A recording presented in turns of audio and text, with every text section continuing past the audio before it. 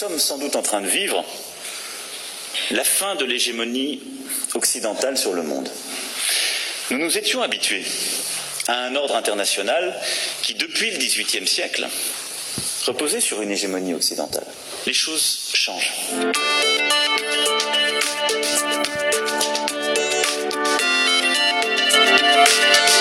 Des puissances, pas seulement économiques, mais politiques, et qui se pensent, comme certains ont pu l'écrire, comme de véritables États-civilisations, et qui viennent non seulement bousculer notre ordre international, qui viennent peser dans l'ordre économique, mais qui viennent aussi repenser l'ordre politique et l'imaginaire politique qui va avec.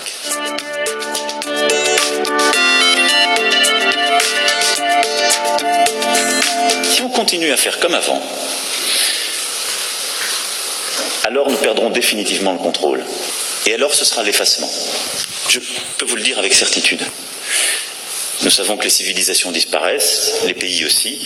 L'Europe disparaîtra.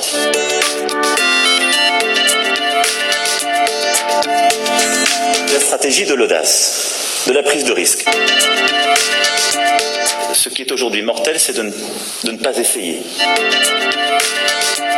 à mes yeux, de refonder ce qu'est profondément la civilisation européenne.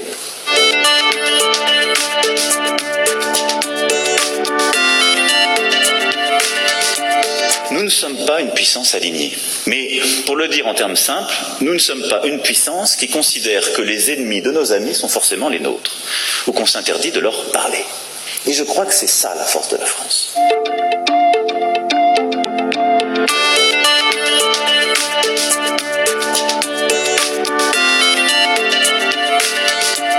Nous sommes en Europe, et la Russie aussi.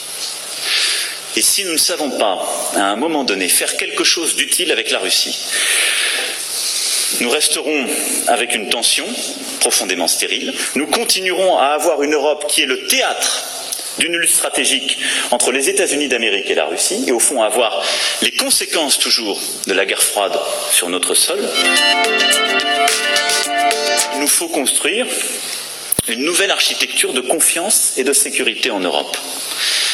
Parce que le continent européen ne sera jamais stable, ne sera jamais en sécurité, si nous ne pacifions pas et ne clarifions pas nos relations avec la Russie.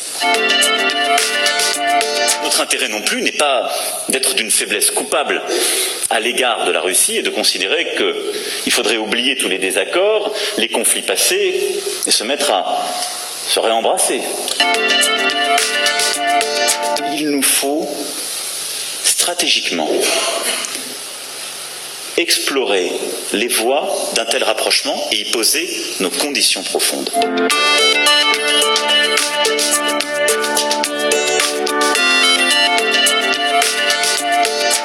Et donc nous devons aussi savoir, par ce dialogue exigeant et les conditions que nous poserons, offrir à un moment donné une option stratégique à ce pays qui va immanquablement se la poser.